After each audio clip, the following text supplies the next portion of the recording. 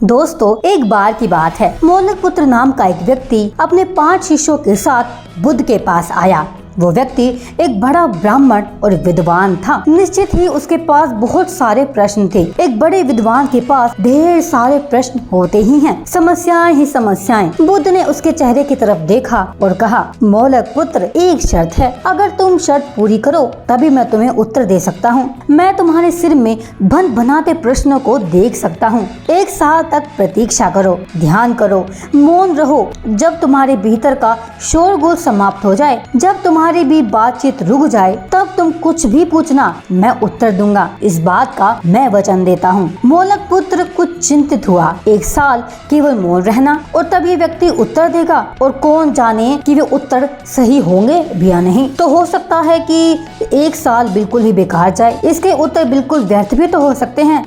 अब क्या करना चाहिए? वो दुविधा में पड़ गया। वो थोड़ा झिझक भी रहा था ऐसी शर्त मानने में, क्योंकि इसमें खतरा भी था। और तभी बुद्ध का एक दूसरा शिष्य सारिपुत्र जोर से हंसने लगा। वो वही पास में ही बैठा था, एकदम खिलखिला कर हंसने लगा। मोलकपुत्र और भी परेशान हो गया। उसने कहा, क्या बात है, तुम इतना क्यों हंस रहे हो? सारिपुत्र ने कहा, इनकी मत सुनना, ये बहुत धोखेबाज है। इन्होंने मुझे भी धोखा दिया है। जब मैं आया था, तुम्हारे तो केवल 500 शिष्य हैं, मेरे 5000 थे। मैं बड़ा ब्राह्मण था, देश में भी मेरी बड़ी ख्याति थी। इन्होंने मुझे फुसला लिया। इन्होंने कहा कि साल भर प्रतीक्षा करो, मौन रहो, ध्यान करो और फिर पूछना और मैं उत्तर दूंगा। उस साल भर बाद कोई प्रश्न ही नहीं बचा, तो मैंने कभी कुछ पूछा ही नहीं और इन्होंने कोई उत्तर दिया ही नहीं। अगर तुम पूछना चाहते हो तो अभी पूछ लो। मैं इसी चक्कर में पड़ गया था, मुझे इसी तरीके से इन्होंने धोखा दे दिया। बुद्ध ने कहा, मैं अपने वचन पर पक्का रहूंगा। अगर तुम पूछते हो तो मैं उत्तर दूंगा, अगर तुम पूछो ही नहीं तो मैं क्या कर सकता हूँ। धीरे धीरे 1 साल बीत गया। मोलकपुत्र ध्यान में उतर गया और मौन होता गया। भीतर की बातचीत समाप्त हो गई। भीतर का सारा शोर रुक गया। वो बिल्कुल भूल गया कि कब का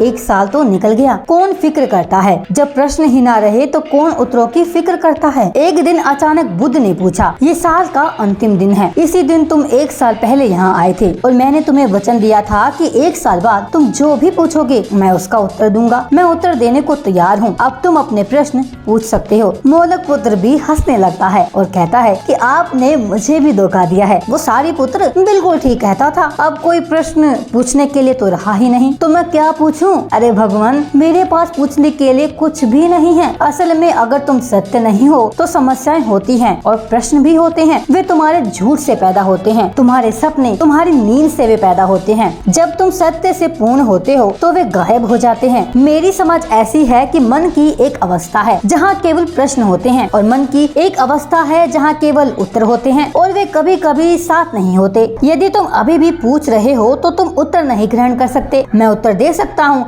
लेकिन तुम उसे ले नहीं सकते। अगर तुम्हारे भीतर प्रश्न उठने बंद हो गए हैं तो मुझे उत्तर देने की कोई जरूरत नहीं है। तुम्हें उत्तर मिल जाता है। किसी प्रश्न का उत्तर नहीं दिया जा सकता। मन की एक ऐसी अवस्था उपलब्ध करनी होती है जहाँ कोई प्रश्न ना उठे। मन की प्रश्न रहित अवस्था ही एकमात्र उत्तर है। यही तो ध्यान की पूरी प्रक्रिया है। प्रश्नों को गिरा देना, भीतर चलती बातचीत को गिरा देना। जब भीतर की बातचीत रुक जाती है तो ऐसा असीम मौन छा जाता है। उस मौन में हर चीज का उत्तर मिल जाता है। हर चीज सुलझ जाती है, शाब्दिक रूप से नहीं, अस्तित्वगत रूप से सुलझ जाती है। कहीं कोई समस्या नहीं रहती। तो दोस्तों, शायद आप लोगों ने भी जान लिया होगा कि मौन का क्या महत्व होता है। अगर आपको भी तथागत गौतम बुद्ध की कहानी पसंद आई तो कमेंट्स बॉक्स में कमेंट करके हमें जरूर बताएं।